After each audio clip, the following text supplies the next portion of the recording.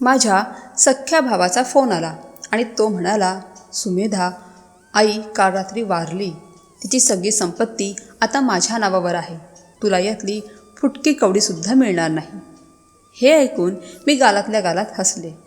कारण माझी आई त्याचवेळी माझ्या अगदी बाजूला उभी राहून नुकताच केलेला वाफाळलेला चहा गाळत होती. माझ्या त्या मूर्ख भावाला हे कुठे ठाऊक होतं की गेल्या 3 वर्षांपासून मी त्याची प्रत्येक चाल, प्रत्येक खोटं आणि प्रत्येक लबाडी रेकॉर्ड करत होते. ज्या संपत्तीला तो त्याची स्वतःची जहागीर समजत होता त्यातला अर्धा हिस्सा तर कायदेशीररित्या माझ्या नावावर होताच. पण पुढे जे घडलं, जी कथा आता उलगडणार आहे ती ऐकून तुम्हाला समजेल की ज्या बहिणीला तो अबला आणि कमकुवत समजत होता ती त्याला उद्ध्वस्त करायला किती सज्ज होती. माझं नाव सुमेधा देशमुख, वय 49 वर्ष. मी पुण्याच्या कोथरूड भागात राहते. बाहेरच्या लोकांसाठी मी एक साधी, शांत आणि घटस्फोटित बाई आहे जी आपल्या वृद्ध आईसोबत राहते. पण सत्य परिस्थिती खूप वेगळी आहे. गेल्या 20 वर्षांपासून मी माझं स्वतःचं बुटीक चालवते. लेडीज टेलरिंग आणि रेडीमेड गारमेंट्सचं माझं दुकान कोथरूडच्या मुख्य बाजारपेठेत आहे आणि विशेष म्हणजे ते माझ्या स्वतःच्या नावावर आहे. आज त्याची किंमत साधारण 45 ते 50 लाखांच्या घरात आहे. महिन्याची 60,000ची कमाई, 18 लाखांची फिक्स डिपॉझिट आणि डोक्यात एक अशी योजना जी माझ्या भावाचे सगळे मनसुबे धुळीला मिळवण्यासाठी तयार होती. माझ्या भावाच्या अन्यायाविरुद्ध मी कसा लढा दिला आणि माझ्या आईला तिच्याच लोभी मुलापासून कसं वाचवलं हे जर तुम्हाला ऐकायचं असेल तर ही स्टोरी पुढे वाचत राहा आणि चॅनलला लाईक आणि सबस्क्राईब करायला विसरू नका. त्या दिवशीची गोष्ट आहे. सकाळचे 8 वाजले होते. मी माझ्या बुटीकवर आलेल्या नवीन साड्यांचा साठा तपासत होते. माझी आई 72 वर्षांची सुमित्रामाई घरी चहा करत होती. तेवढ्यात माझ्या मोबाईलवर माझा भाऊ विलासचा फोन आला. त्याच्या आवाजात एक विचित्र आत्मविश्वास होता, जणू त्याने एखादं मोठं युद्ध जिंकलं असावं. तो म्हणाला, सुमेधा, तुला सांगायचं होतं. आई काल रात्री गेली. अंत्यसंस्कार ठेवलेत आणि हो, जाताना तिने तिची सगळी संपत्ती, दागिने, पैसे सगळं काही माझ्या नावावर केलं आहे. तुझ्या नावावर काहीही नाही.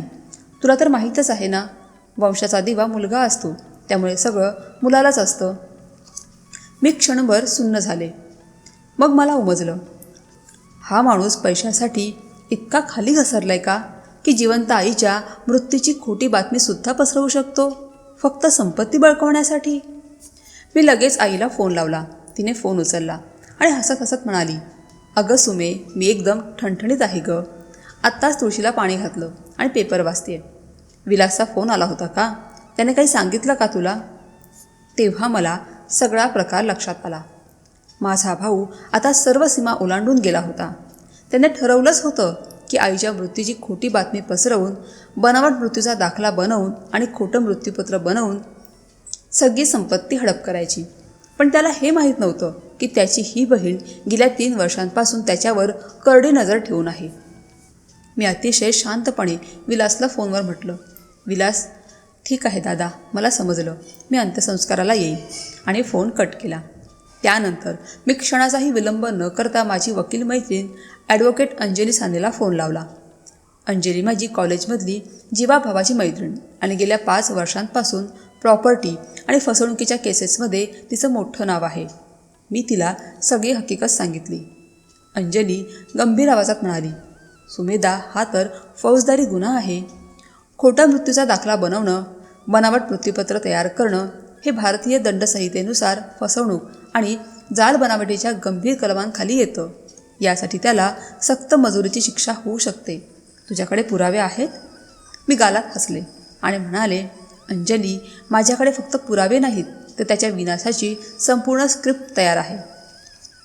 तुम्हाला प्रश्न पडला असेल की मी इतकी तयार कशी होते? तर ऐका.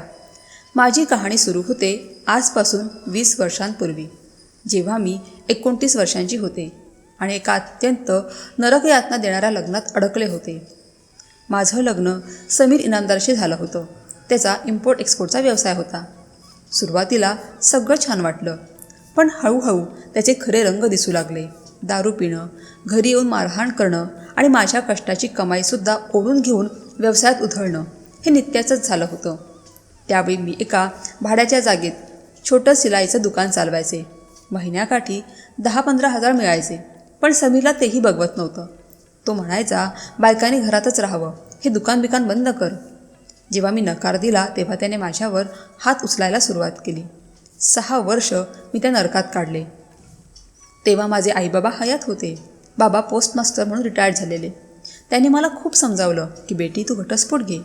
पण त्या काळात काडीमोड घेणं म्हणजे केवढी मोठी गोष्ट होती हे तुम्हाला माहीतच आहे. समाजाचा आणि नात्यागोत्याचा दबाव असायचा. पण 8 वर्षांपूर्वी एका दिवशी समीरने मला इतकं बेदम मारलं की माझा हात मोडला. त्या दिवशी मी ठरवलं, आता बास. मी पोलीस स्टेशन गाठलं, तक्रार नोंदवली, मेडिकल सर्टिफिकेट घेतलं आणि घटस्फोटाचा खटला दाखल केला. 1.5 वर्ष कोर्टाच्या पायऱ्या झिजवल्या, पण मी हार मानली नाही. अखेर 7 वर्षांपूर्वी मला घटस्फोट मिळाला. तेव्हा माझं वय होतं 42. मला मुलंबाळं नव्हती. मी एकटी होते. पण माझ्या पाठीशी माझी आई सुमित्रा खंबीरपणे उभी होती.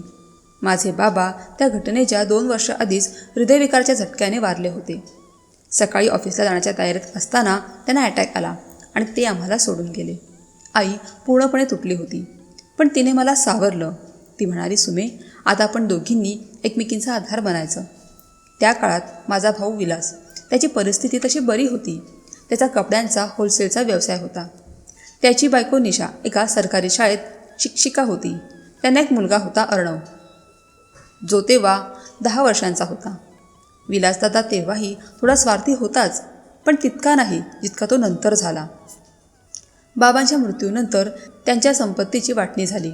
कोथरूडमध्ये त्यांचा 3 बेडरूमचा फ्लॅट होता, ज्याची किंमत तेव्हा 50 लाखांच्या आसपास होती. त्यासोबत पोस्टाची पेन्शन, प्रॉव्हिडंट फंड आणि काही फिक्स डिपॉझिट असं मिळून 65 ते 70 लाखांची पुंजी होती. आईने स्पष्ट सांगितलं की मी माझ्या घरातच राहणार आणि माझं आयुष्य माझ्या अटींवर जगणार. विलासला हे मुळीच पटलं नाही. त्याची इच्छा होती की आईने एकतर त्याच्याकडे राहायला यावं किंवा तो फ्लॅट विकून पैसे वाटावेत. पण आईने त्याला निक्षून सांगितलं, हे घर मी आणि तुझ्या बाबांनी रक्ताचं पाणी करून बांधलं आहे. इथे माझ्या आठवणी आहेत. मी हे घर सोडणार नाही. मी इथेच राहणार. घटस्फोटानंतर मी आईला निक्षून सांगितलं आणि तिच्यासोबत राहायला आले. समीरकडून कोर्टाच्या आदेशाने मला पोटगी म्हणून 12 लाख रुपये मिळाले होते. त्या पैशांचा विनियोग कसा करायचा हे मी पक्क ठरवलं होतं. कोथरूडच्या मुख्य मार्केटमध्ये एक छोटीशी जागा विक्रीला होती. तेव्हा तिची किंमत 15 लाख होती. माझ्याकडचे 12 लाख आणि वर 5 लाखांचं कर्ज काढून मी ती जागा विकत घेतली. हळूहळू कष्ट करून एक पैसा साठवून मी त्याचं एका सुसज्ज बुटीकमध्ये रूपांतर केलं. आज त्या दुकानाची किंमत 45 ते 50 लाखांच्या घरात आहे. माझं कर्ज 4 वर्षांपूर्वीच फिटलंय. आज मला दरमहा 60,000ची ठराविक मिळकत आहे.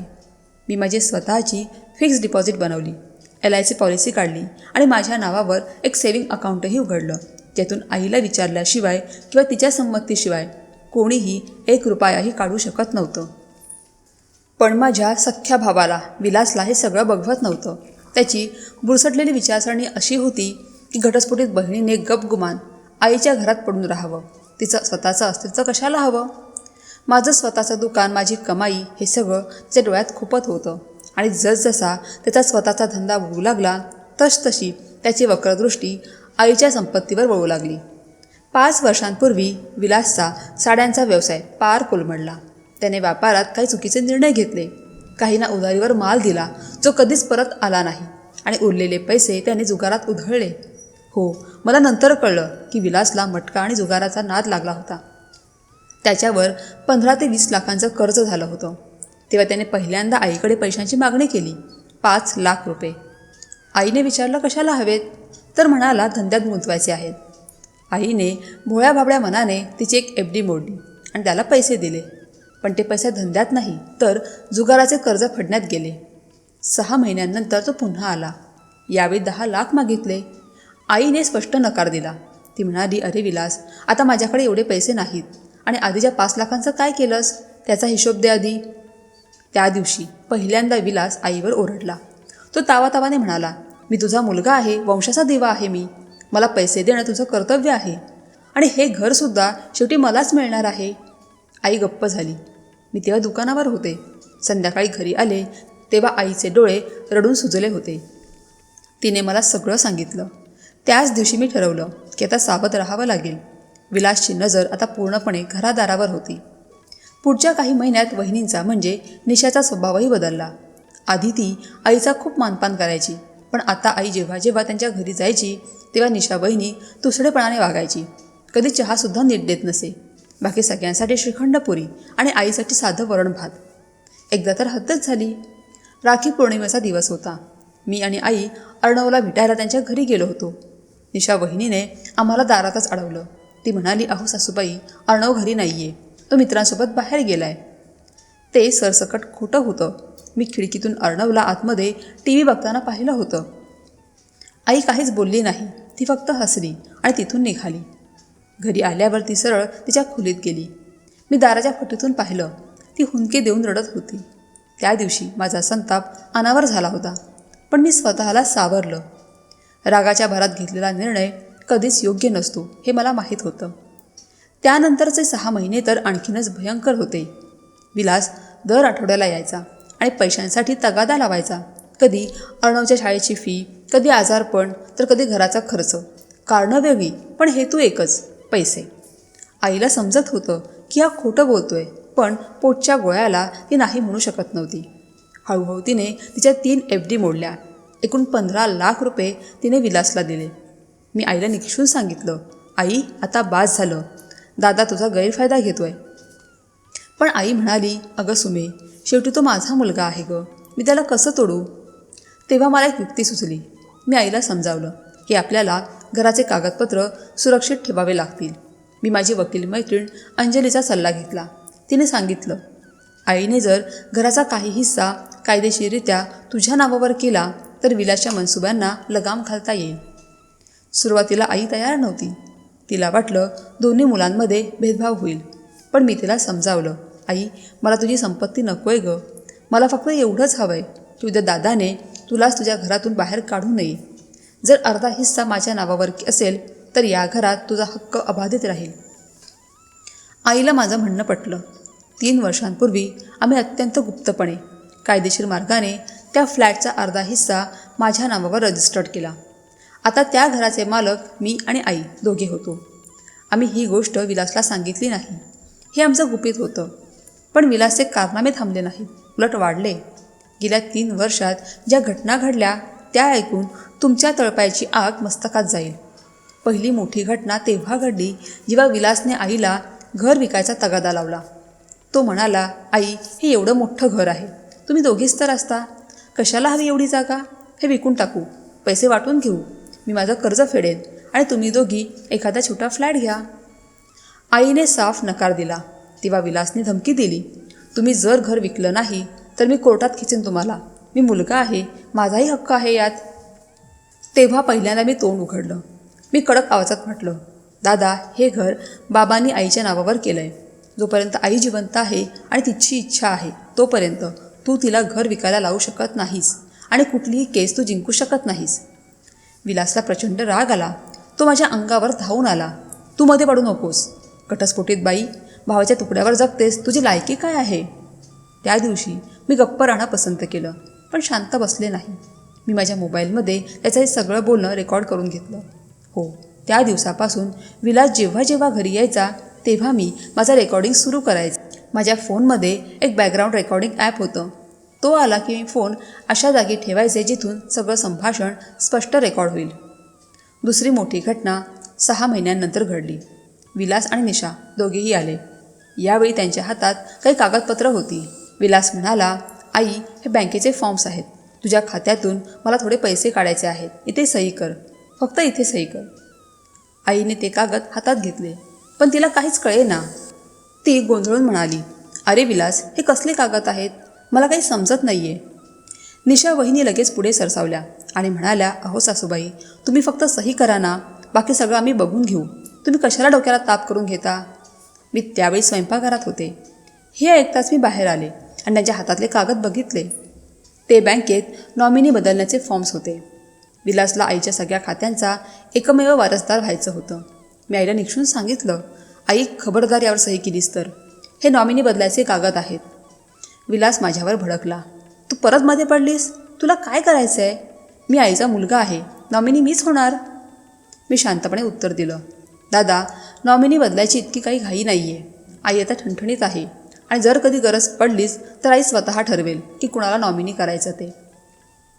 निशा वहिनी फणकारून म्हणाल्या, हे बघ सुमेधा, तू इथे राहतेस कारण सासूबाईंची तशी इच्छा आहे, पण खरा वारसदार तर विलासच आहे. मी त्यांना सडेतोड उत्तर दिलं. वहिनी, मी इथे राहते कारण हे माझ्या आईबाबांचं घर आहे आणि हक्काचीच भाषा करत असाल तर कायद्याने मुला इतकाच मुलीचाही समान हक्क असतो. यावर वाद आणखी चिघळला. विलास रागाने लालबुंद होऊन म्हणाला, आई तू हिला समजाव, नाहीतर मी पुन्हा कधीच या घरात पाय ठेवणार नाही. आई बिचारी रडायला लागली. ती म्हणाली, अरे बाळा, असं नको बोलू रे, तुम्ही दोघंही मला तितकेच प्रिय आहात. पण विलास आणि निशा रागाच्या भरात तिथून निघून गेले. त्या दिवसानंतर पुढचे 3 महिने विलासने घराकडे ढुंकूनही पाहिलं नाही. ना फोन ना मेसेज. आई खूप अस्वस्थ असायची. रोज म्हणायची, काय माहीत माझा विलास कसा असेल, अर्णव बरा असेल ना. मी आईची समजूत काढायचे, पण मनात कुठेतरी मला खात्री होती की विलास शांत बसणार नाही. तो नक्कीच काहीतरी मोठा डाव रचत असणार.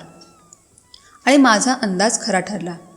3 महिन्यांनंतर अचानक एके दिवशी विलास घरी आला, एकदम गरीब गाय बनून. त्याने आईचे पाय धरले आणि माफी मागितली. आई, चूक झाली ग माझी. रागाच्या भरात बोललो, मला माफ कर. आईचं मन लगेच वितळलं. ती म्हणाली, अरे वेड्या, आई कधी लेकरावर राग धरून बसते का? ये बस. तिने त्याच्या आवडीचे गरमागरम थालीपीठ आणि गाजराचा हलवा बनवला. विलासनेही मोठ्या आवडीने खाल्ले आणि म्हणाला, आई तुझ्या हातची चव जगात कुठेच नाही ग. पण मला त्याचा हा बदललेला अवतार खटकत होता. विलास इतका सहज कसा बदलू शकतो? नक्कीच काहीतरी काळबेरं आहे. आणि मी बरोबर होते. पुढच्या आठवड्यात तो पुन्हा आला.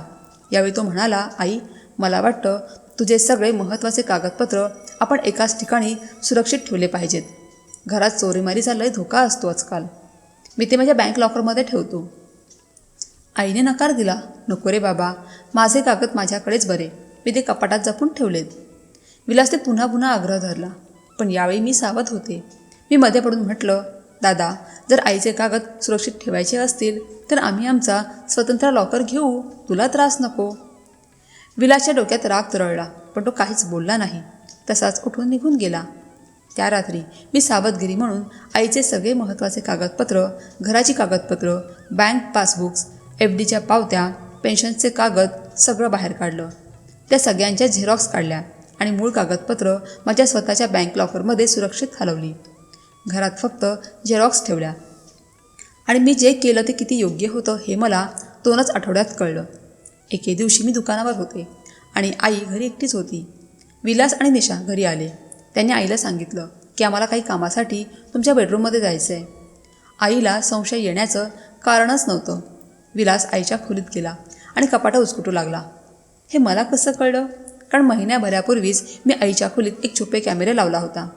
हो, मी आता कोणावरही विश्वास ठेवण्याच्या मनस्थितीत नव्हते. माझ्या ओळखीच्या एका मुलाने मला तो वायफाय कॅमेरा बसवून दिला होता, ज्याचं लाईव्ह फुटेज मला माझ्या मोबाईलवर दिसायचं. खोलीत हालचाल झाली की मला नोटिफिकेशन यायचं. त्या दिवशी दुकानात बसल्या बसल्या मी फोनमध्ये पाहिलं तर विलास आईचं कपाट उघडत होता. मी सगळं काम सोडून घराकडे धावत सुटले, पण मी पोहोचेपर्यंत ते निघून गेले होते. आईने सांगितलं, अगं विलास काहीतरी कागद शोधत होता. मी विचारलं, मग काय म्हणाला? तर ती म्हणाली, काही नाही, असंच बघत होता म्हणाला. मी कॅमेऱ्याचं रेकॉर्डिंग चेक केलं. विलासने घराच्या कागदपत्रांच्या आणि बँकेच्या डिटेल्सच्या झेरॉक्सचे फोटो मोबाईलमध्ये काढले होते. आता त्याचा हेतू स्पष्ट झाला होता. तो माहिती गोळा करत होता. पण त्याला हे माहीत नव्हतं की त्याने ज्याचे फोटो काढलेत त्या फक्त झेरॉक्स होत्या आणि त्याही जुन्या. कारण अर्धं घर माझ्या नावावर झाल्याची माहिती त्या जुन्या कागदांवर नव्हतीच. पुढच्या काही महिन्यात विलासचा त्रास आणखी वाढला. आता त्याने सरळ सरळ आईला मानसिक त्रास द्यायला सुरुवात केली होती. एक दिवस तो एका माणसाला घेऊन आला. तो माणूस स्वतःला इस्टेट एजंट म्हणवत होता. त्याने आईला गळ घालायला सुरुवात केली. मावशी, तुमचं घर एकदम मोक्याच्या ठिकाणी आहे. मी तुम्हाला चांगली किंमत मिळवून देईन. 1,20,00,000. विचार करा. आईने स्पष्ट सांगितलं, मला घर विकायचं नाही आहे. पण तो एजंट म्हणाला, अहो मावशी, तुमचं आता वय झालं आहे. एवढं मोठं घर कशाला सांभाळताय? एक छोटा फ्लॅट घ्या आणि उरलेले पैसे मुलाबाळांमध्ये वाटून टाका. मी सरळ त्या एजंटला खडसावलं. आईने एकदा सांगितलं ना नाही म्हणून, मग विषय संपला. तुम्ही आता निघा. विलास चिडून म्हणाला, सुमेधा, तू प्रत्येक वेळी मध्ये का पडतेस? आईला तिचे निर्णय घेऊ देत ना. मग तिने घेतलाय ना निर्णय, तिला घर विकायचं नाही. ते दोघे रागाने फनकारत निघून गेले. पण त्याच रात्री विलासने आईला फोन करून धमकावलं. तो म्हणाला, आई, जर तू त्या सुमेधाचं ऐकत राहिलीस तर तुला पश्चाताप होईल. ती घटस्फोटीत आहे, तिला पोरंबाळं नाहीत, म्हणून तिची नजर तुझ्या प्रॉपर्टीवर आहे. आई रडायला लागली. तिने मला त्या कॉलची रेकॉर्डिंग ऐकवली. माझं काळीज तिळ तिळ तुटलं. त्या दिवशी मला माझ्या सख्ख्या भावाची इतकी घृणा वाटली की बस.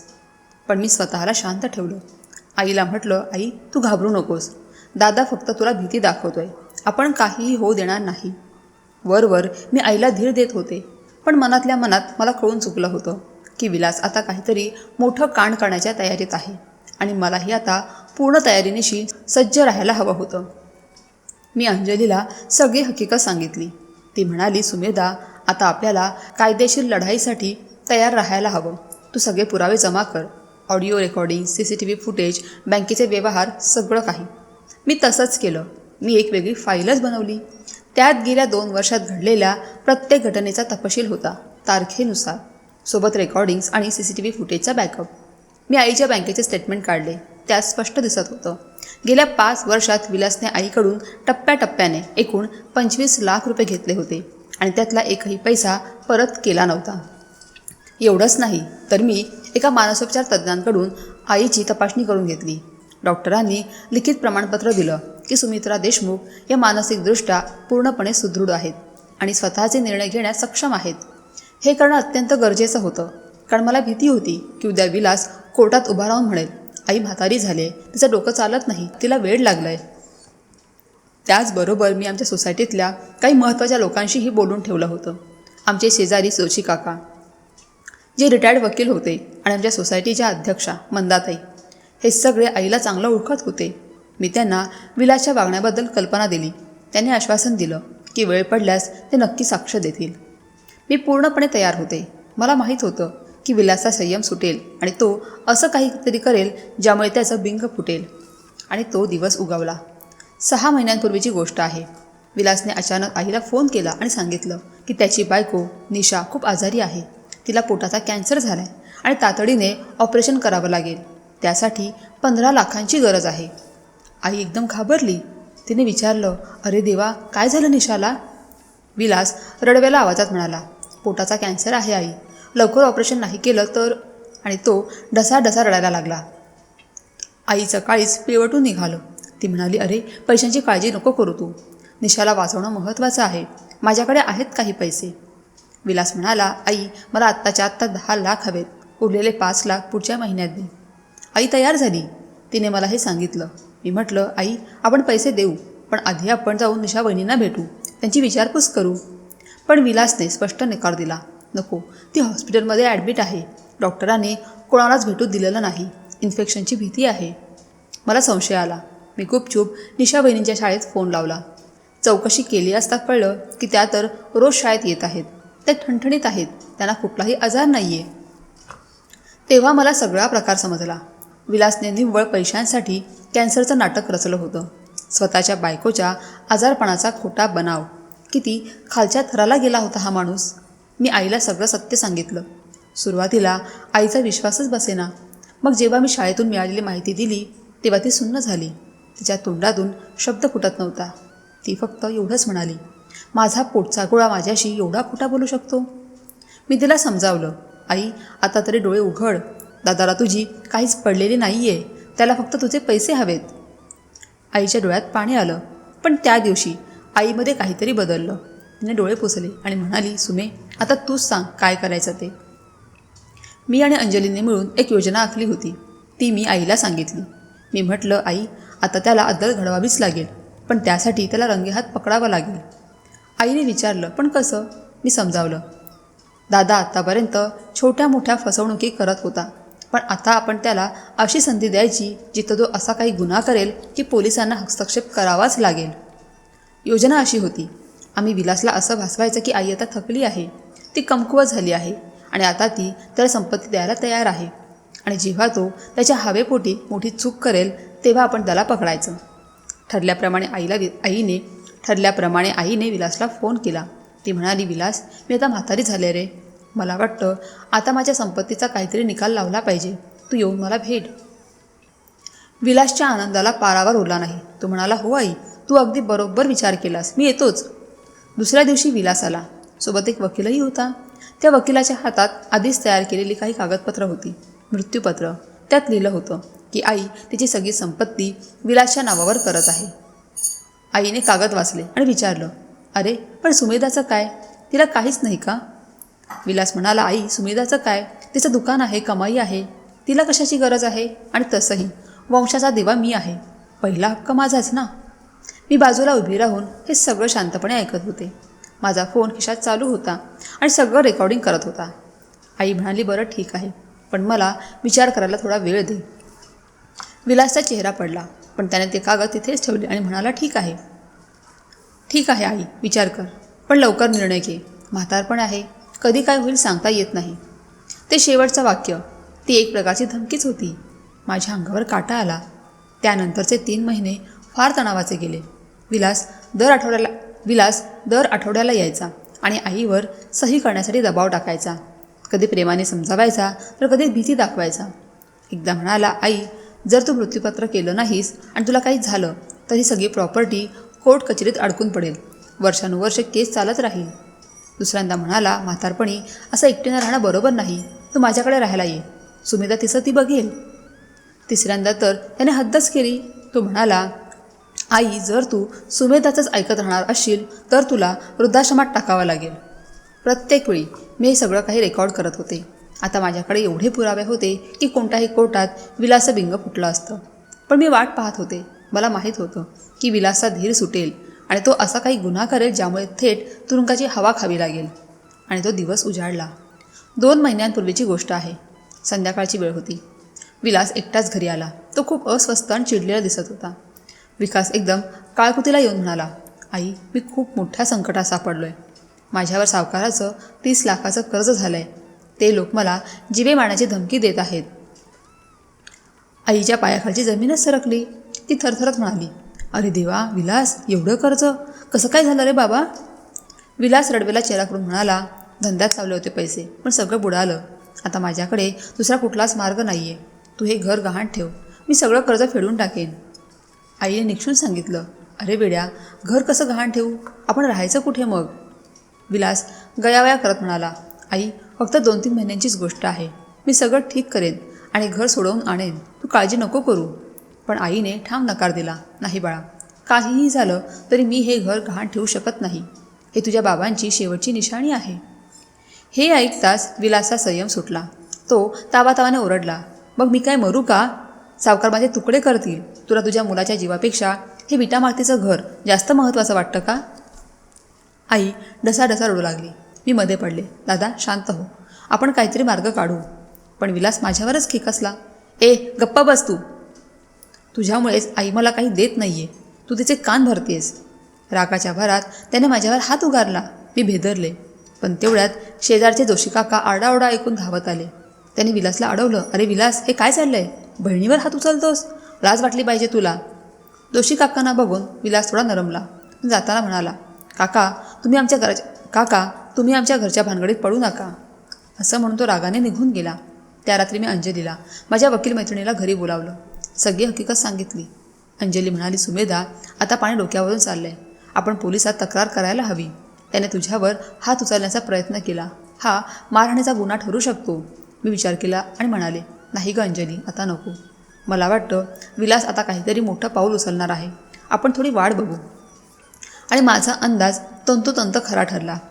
पुढच्या आठवड्यात विलासने तो गुन्हा केला ज्याची मी वाट पाहत होते. विलासने एक बनावट मृत्यूपत्र तयार केलं. त्यात त्याने आईची हुबेहूब बनावट सही केली होती. त्या मृत्यूपत्रात लिहिलं होतं की आई तिची सगळी संपत्ती विलासच्या नावावर करत आहे. सोबत एक पत्र जोडलं होतं ज्यात लिहिलं होतं, माझं आता वय झालंय आणि माझी निर्णय क्षमता कमी झाली, त्यामुळे मी माझ्या संख्या संपत्तीचे अधिकार माझ्या मुलाला देत आहे. ही कागदपत्र घेऊन त्याने एका वकिलाकरवी नोटरी करून घेतली. त्यानंतर तो थेट बँकेत गेला आणि आईच्या खात्याला स्वतःचं नाव जोडण्याचा प्रयत्न केला. पण बँकेने त्याला अडवलं आणि सांगितलं की खातेदाराला स्वतः यावं लागेल. तेव्हा विलासने दुसरी चाळ खेळली. तो दुय्यम निबंधक कार्यालयात गेला आणि घराची मालकी स्वतःच्या नावावर करून घेण्याचा प्रयत्न करू लागला. त्याच्या हातात ते बनावट मृत्यूपत्र आणि खोटी पॉवर ऑफ अटर्नी होती. पण त्याला हे माहीत नव्हतं की मी आधीच त्या कार्यालयात एक कॅवेट दाखल करून ठेवलं होतं. त्यात मी लिहून दिलं होतं की माझी आई सुमित्रा देशमुख यांच्या संपत्तीबाबत कोणीही कोणताही व्यवहार करायला आल्यास आधी मला कळवण्यात यावं. त्यामुळे विलास तिथे पोहोचताच मला तिथल्या अधिकाऱ्यांचा फोन आला. मी आणि अंजली लगेच तिथे पोहोचलो. आम्ही साहेबांना सांगितलं की साहेब, हे मृत्यूपत्र बनावट आहे आणि त्यावरची सहीसुद्धा खोटी आहे. साहेबांनी कागदपत्र तपासली आणि गंभीर होत म्हणाले, हे प्रकरण खूप सिरियस आहे, मला पोलिसांना कळवावं लागेल. विलास हे ऐकून घाबरला. तो तिथून पळून जाण्याच्या तयारीत होता. पण अंजलीने आधीच बाहेर 2 हवालदारांना बोलावून ठेवलं होतं. त्यांनी विलासला दारातच पकडलं. पोलिसांनी त्याची चौकशी सुरू केली. सुरुवातीला तो उडवाउडवीची उत्तरं देऊ लागला. हे मृत्यूपत्र खरं आहे, आईने सही केले, असं तो छाती ठोकपणे सांगत होता.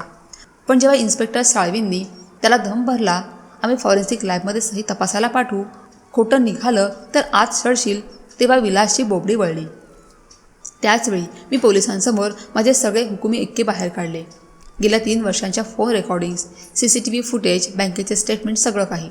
आणि सर्वात महत्त्वाचं म्हणजे मी त्यांना सांगितलं की घराचा अर्धा हिस्सा कायदेशीररित्या माझ्या नावावर आहे, जे विलासला माहीतच नव्हतं. पोलिसांनी विलासला जागीच अटक केली. फसवणूक, बनावट कागदपत्र तयार करणं आणि ज्येष्ठ नागरिकांचा छळ अशा गंभीर कलमांखाली त्याच्यावर गुन्हा दाखल झाला. पण ही लढाई इथेच संपली नाही. तुरुंगात असून विलासने हार मानली नव्हती. त्याने तुरुंगातून निशाला निरोप पाठवला की जा आणि आईला समजव, केस मागे घ्यायला लाव. निशा वहिनी रडत रडत घरी आल्या. त्या आईच्या पाया पडल्या. सासूबाई, अहो विलासला माफ करा हो, चुकले ते, पण शेवटी तुमचाच मुलगा आहे ना तो, त्याला जेलमध्ये नका चढू देऊ. आईचं मातृहृदय पुन्हा एकदा पाजरू लागलं. तिच्या डोळ्यात पाणी आलं. मला लगेच धोक्याची घंटा ऐकू आली. मी आईला म्हटलं, आई, जर तू यावेळी माफ केलंस ना तर तो पुन्हा तेच करेल, तर तुझं आणि माझं जगणं मुश्किल करून टाकेल. निशा वहिनी माझ्यावर खेकसल्या. सुमेधा, तुला सख्या भावाची दया येत नाही का गं? तुला त्याला तुरुंगात बघून आनंद मिळतोय का? मी शांतपणे पण ठाम आवाजात उत्तर दिलं, वहिनी, मला माझ्या भावाचा तिरस्कार नाही आहे, पण मला माझ्या आईवर जास्त प्रेम आहे आणि जो कोणी माझ्या आईला त्रास देईल, मग तो माझा भाऊ का असेना, मी त्याला सोडणार नाही. शेवटी आईने कठोर निर्णय घेतला. तिने निशाला सांगितलं, बाळा, माझं विलासवर खूप प्रेम आहे, पण त्याने जे केलं ते गुन्हेगारी आहे. त्याला त्याच्या कर्माची फळं भोगावीच लागतील, तेव्हाच तो सुधारेल. मी केस मागे घेणार नाही. निशा वहिनी संतापाने निघून गेल्या. आणि काय सांगावं, 4 दिवसातच त्यांनी विलासला घटस्फोटाची नोटीस पाठवली. त्यांना वाटलं की गुन्हेगार नवऱ्यासोबत राहण्यापेक्षा वेगळं झालेलं बरं, निदान आपली नोकरी आणि इज्जत तरी वाचेल. इकडे विलास तुरुंगात पूर्णपणे कोलमडला. धंदा आधीच बुडाला होता, आता बायकोनेही साथ सोडली. त्याचा मुलगा अर्णवसुद्धा त्याला भेटायला येत नव्हता. कोर्टात केस चालली. विलासच्या वकिलाने त्याला वाचवायचा खूप प्रयत्न केला, पण माझ्याकडे पुरावे इतके भक्कम होते की पळवाटच उरली नव्हती. कोर्टाने विलासला फसवणूक आणि बनावटगिरीच्या गुन्ह्यात 5 वर्षांची सक्त मजुरीची शिक्षा सुनावली. सोबत 1 लाखाचा दंड ठोठावला आणि आदेश दिला की आईकडून घेतलेले 25 लाख रुपये त्याने परत करावेत. पण विलासकडे आता पैसे होतेच कुठे? विलासची उरलीसुरली इस्टेट कोर्टाने जप्त केली, कारण आईचे 25 लाख रुपये परत करण्यासाठी त्याच्याकडे रोख रक्कमच नव्हती. आज विलास तुरुंगात आहे आणि त्याला 5 वर्षांची शिक्षा भोगायची आहे. इकडे निशा वहिनींचा घटस्फोट झाला. अर्णव आता त्याच्या आईसोबत राहतो आणि त्याने त्याच्या गुन्हेगार बापाशी म्हणजेच विलासशी सगळे संबंध तोडले आहेत. आता मी तुम्हाला त्या फोन कॉलची खरी हकीकत सांगते, ज्याचा उल्लेख मी कथेच्या सुरुवातीला केला होता. 3 आठवड्यापूर्वीची गोष्ट आहे. मला तुरुंगातून विलासचा फोन आला. तो म्हणाला, सुमेधा, तुला सांगायचं होतं. आई काल रात्री गेली. अंत्यसंस्कार शुक्रवारी ठेवलेत आणि हो जाताना तिने तिची सगळी संपत्ती माझ्या नावावर केली. तुझ्या हातात काहीच लागणार नाही. सुरुवातीला मी क्षणभर गोंधळले, पण नंतर मला सगळं गणित समजलं. विलासने तुरुंगात बसल्या बसल्या त्याची शेवटची चाल खेळली होती. त्याला वाटलं की आईच्या मृत्यूची खोटी बातमी पसरवून आणि बनावट मृत्यूचा दाखला बनवून तो ही संपत्ती हडप करू शकेल. मी फोनवर त्याला काहीच उत्तर दिलं नाही, फक्त गालातल्या गालात हसले, कारण त्याचवेळी माझी आई सुमित्रा माझ्या बाजूला उभी राहून चहा गाळत होती. मी लगेच अंजलीला आणि इन्स्पेक्टर साळींना फोन केला. विलासच्या या नवीन डावाबद्दल त्यांना सांगितलं. पोलिसांनी तपास केला तेव्हा धक्कादायक माहिती समोर आली. विलासने तुरुंगातून एका दलालाशी संपर्क साधला होता. पैशांच्या लालसेपोटी त्या दलालाने आईचा खोटा मृत्यूचा दाखला आणि एक बनावट मृत्यूपत्र तयार करून दिलं होतं. त्या मृत्यूपत्रात लिहिलं होतं की मरण्यापूर्वी मी माझी सगळी संपत्ती माझ्या मुलाला विलासला देत आहे. मी ठरवलं की आताचा शेवट करायचाच. मी विलासला उलट फोन केला नाही. त्याला असंच वाटू दिलं की मी त्याच्या या खोट्या बोलण्यावर विश्वास ठेवलाय आणि घाबरले आहे. शुक्रवारी ज्या दिवशी विलासने अंत्यसंस्काराचा बनाव रचला होता त्या दिवशी मी आमच्या घरी एक बैठक बोलावली. मी मुद्दाम विलासच्या वकिलाला आणि त्या दलालाला घरी बोलावलं. सोबत साध्या वेशातले पोलीस, अंजली, आमचे शेजारी जोशी काका आणि सोसायटीचे चेअरमनसुद्धा हजर होते. सगळे हॉलमध्ये जमले होते. विलासचा वकील मोठ्या आत्मविश्वासाने टेबलावर कागदपत्र आपटत म्हणाला, हे बघा, हे सुमित्रा देशमुख यांचं डेथ सर्टिफिकेट आणि हे त्यांचं मृत्यूपत्र. यात स्पष्ट लिहिलं आहे की सगळं काही विलासरावांच्या नावावर आहे. मी शांतपणे म्हटलं, ठीक आहे वकील साहेब, पण मला एक प्रश्न विचारायचा आहे. वकील म्हणाला, विचारा. मी म्हटलं, जर माझी आई मेली आहे तर मग तिथे किचनमध्ये काय करते? आणि त्याचवेळी हातात चहाचा ट्रे घेऊन माझी आई किचनमधून बाहेर आली. ती म्हणाली, घ्या वकील साहेब, चहा प्या. तो प्रसंग बघण्यासारखा होता. वकिलाचा चेहरा भीतीने पांढरा फटक पडला. त्याला घाम फुटला. तो दलाल तर तिथून पळून जाण्याच्या प्रयत्नात होता. पण साध्या वेशातल्या पोलिसांनी दोघांच्याही मानेला धरलं. पोलिसांचा मार पडताच त्या दलालाने पोपटासारखं सगळं बोलून दाखवलं. त्याने कबूल केलं की विलासने तुरुंगातून पैसे देण्याचं आमिष दाखवून हे सगळं करायला सांगितलं होतं. पोलिसांनी विलासवर नवीन गुन्हे दाखल केले. जिवंत व्यक्तीचा मृत्यूचा दाखला बनवणं हा गंभीर गुन्हा आहे. या नवीन गुन्ह्यामुळे त्याच्या 5 वर्षांच्या शिक्षेत आणखी 2 वर्षांची वाढ झाली. आता त्याला एकूण 7 वर्ष तुरुंगात सडावा लागणार आहे. त्या वकिलाला आणि दलालालासुद्धा 3-3 वर्षांची शिक्षा आणि मोठा दंड ठोठावण्यात आला. आज आमचं आयुष्य खूप शांततेत चाललं आहे. आता कोणाचीही भीती नाही. मी माझं बुटीक चालवते आणि आई घर सांभाळते. संध्याकाळी आम्ही दोघी बाल्कनीत बसून चहा पितो, गप्पा मारतो.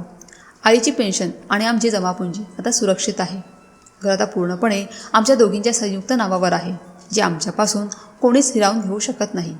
सोसायटीत आणि नातेवाईकांमध्ये आता आमचा खूप मान आहे. सगळ्यांना माहिती आहे की आम्ही एका अन्यायाविरुद्ध किती मोठी लढाई लढलो आणि जिंकलो. कधी कधी आईला विलासची आठवण येते. ती रडते, म्हणते, सुमे, शेवटी माझा मुलगा होता ग तो. मी त्याला लहानाचा मोठा केला आणि आज तो तुरुंगात आहे. मी तिची समजूत काढते. आई, तू काहीही चुकीचं केलं नाहीस. विलासने स्वतःच्या हाताने स्वतःचं आयुष्य बर्बाद केलं. तू फक्त तुझ्या हक्कासाठी आणि स्वाभिमानासाठी लढलीस. आईला ते पटतं. ती म्हणते, हो सुमे, तू बरोबर आहेस. जर तू नसतीस तर आज मी रस्त्यावर आले असते. मी हसते आणि म्हणते, आई, मी आहे ना. जोपर्यंत मी आहे तुला काळजी करायची गरज नाही. आता तुम्हाला विलासची काय अवस्था आहे सांगते. तुरुंगात विलासचे हाल होत आहेत. ज्याला कायम AC मध्ये राहायची आणि गादीवर झोपायची सवय होती, त्याला तुरुंगातली ती कडक शिस्त सहन होत नाही आहे. त्याला रोज पहाटे 5 वाजता उठावं लागतं. जेलचं बेचव जेवण खावं लागतं आणि कष्टाची कामं करावी लागतात. त्याची तब्येत बिघडली आहे. त्याला आता मधुमेह झाला आहे. पायात सतत कळ येते. पण तुरुंगात कसले आलेत लाड. तिथे साधी गोळी मिळायलासुद्धा मारामारी असते. निशा वहिनींनी दुसरं लग्न केलं आणि सुखात आहे. अर्णव त्याला बाबा म्हणायलासुद्धा तयार नाही. विलास पूर्णपणे एकटा पडला आहे. बाहेरच्या जगात त्याची इज्जत कवडीचीसुद्धा उरली नाही. जे मित्र त्याच्या पैशावर पार्टी करायचे ते आता त्याच्या नावाने बोटं मोडतात. त्याच्याकडे आता फुटकी कवडी नाही. जे काही होतं ते कोर्टाने आईचे पैसे परत करण्यासाठी जप्त केलं. जेव्हा तो 7 वर्षांनी बाहेर येईल तेव्हा तो रस्त्यावरचा भिकारी झालेला असेल. मी ऐकलंय की विलास तुरुंगात खूप रडतो. त्याला खूप पश्चाताप होतोय. तो म्हणतो, काश मी पैशाच्या लोभापायी आईला आणि बहिणीला त्रास दिला नसता. काश मी माझा हसता खेळता कुटुंब तोडलं नसतं. पण आता वेळ निघून गेली आहे. आता पश्चाताप करून काय उपयोग. जब चिडिया चुग गई खेत. तुरुंगातल्या इतर कैद्यांमध्ये सुद्धा त्याचा काहीच मान नाही.